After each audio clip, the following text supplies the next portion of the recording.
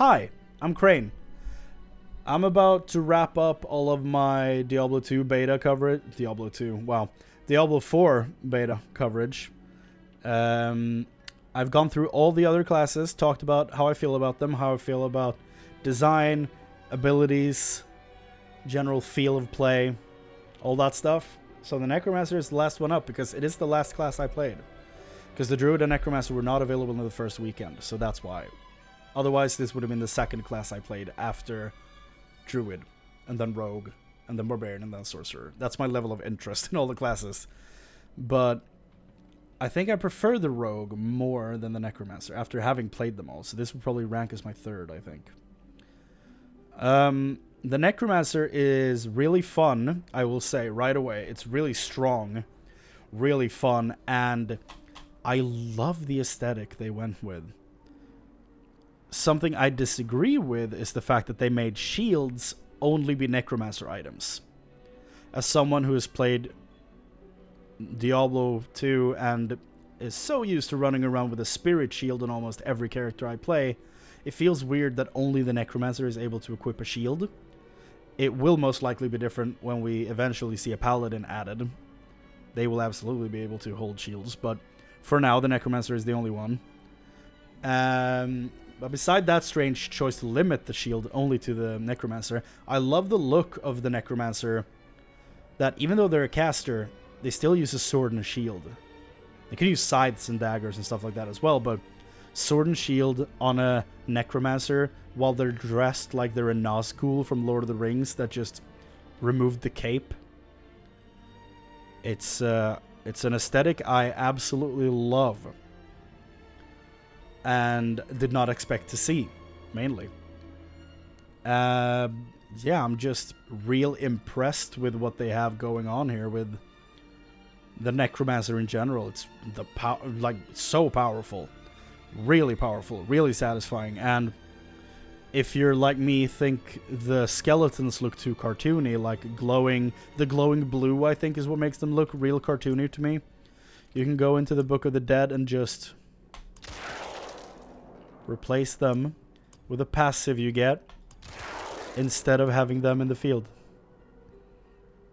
Which I think is a great trade-off, honestly. It's an interesting system they have in place for the Necromancer. It's their class-specific system. Not every class-specific system is in the beta, so I haven't been able to try all of them. The only other one I think is actually in is the Barbarian, where the Barbarian basically has an expertise leveling bar for every type of weapon, like you did in Vanilla WoW, almost. Which is a cool system. I like that one. But we haven't been able to play around with the other three and their systems. Which might be game-changing, I don't know.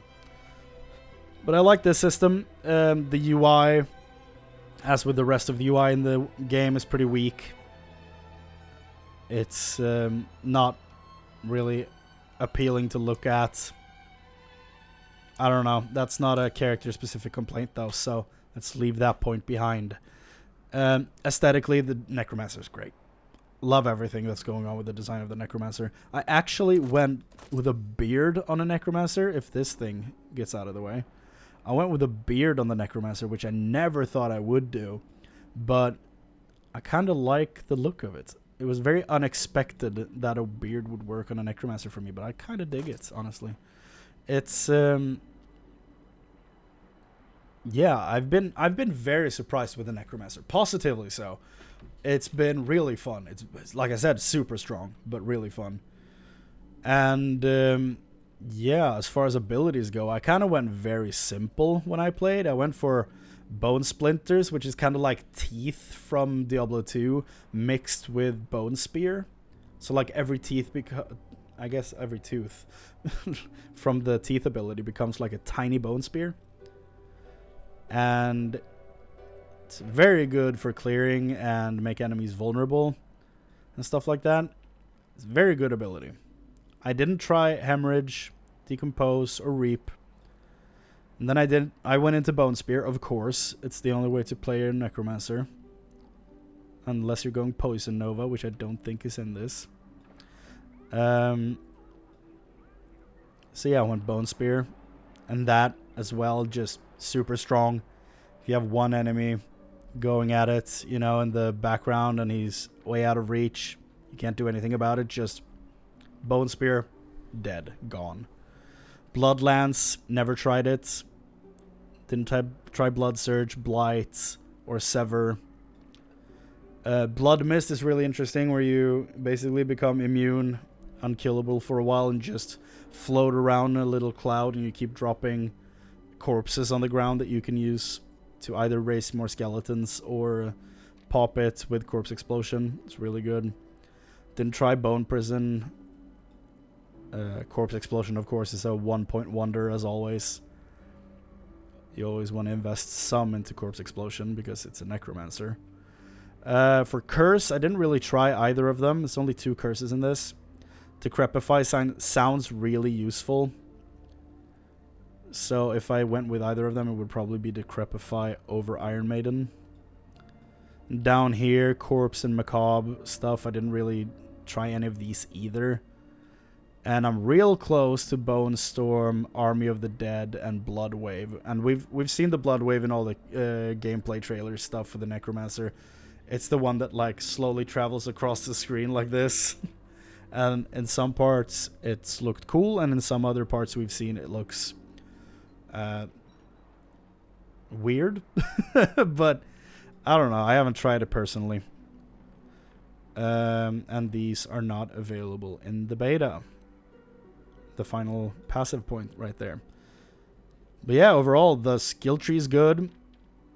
I've enjoyed what I've played. I hear that there's some crazy legendary interaction with like a sword, I think, where it automatically pops corpses on the ground or something like that. That apparently is really like stupid strong, which I was hoping I would find when I played, but sadly no such luck. Maybe one day. But yeah, it's overall the Necromancer, I think, is really damn solid, really damn good. And like I said, aesthetically, like this is like early year. Still looks dope.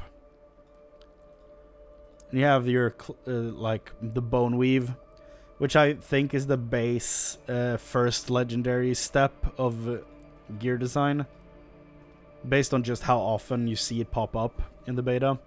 And yeah, looks good. It's a bit like, I'm not a big fan of the gold and blue on it, but you can just recolor it if you want to. And then the one I'm running right now, like a ring wraith without the robe. I think it's all great. I don't have much of anything negative to say about the gear customization for the Necromancer at all. I think this one is a bit weird, but I mean, one iffy item in this entire lineup, it's pretty good odds, I'd say. And overall, I think this might be my favorite aesthetically out of all these characters. I think the Necromancer, I think I'm gonna switch to this chest piece now that I'm looking at it over this one. Yeah, give me that. Just looking at it, I think the Necromancer might have my favorite, like, put together aesthetic of all the classes in the game. Followed by the Druid, because I'm a sucker for the Druid pelts and all that stuff. I think they look awesome. But yeah, I don't really have anything negative at all to say about the Necromancer, except that the skeletons look somewhat cartoony with the blue glow and all that stuff. I think you can lose that. I think we understand that there are summoned skeletons anyway. But outside of that, really like the Necromancer. Just like I have, yeah, that's the one thing though, where, like, kind of like how I feel about the weight of the Druid. I've seen some people talk about, like how, like, completely, like, wrecked and destroyed the body looks on the Necromancer, and how that's not something you want to look at all the time when you're playing the game, which I think is fair. So that's one thing I have heard that people have said that they don't like about the look of the Necromancer, and I think that's fair. But outside of that and the skeletons, I don't have really a negative thing to say about this character. It's awesome. It plays great. It looks great. Just very well put together. Great character overall. And just probably the most straightforward of all the things I've had to say about all these characters. Like, it's just cool. Just a very well put together class.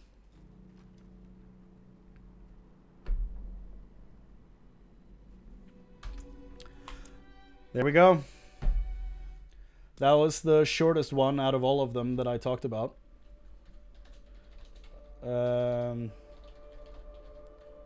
Yeah, that's it. That's all, folks.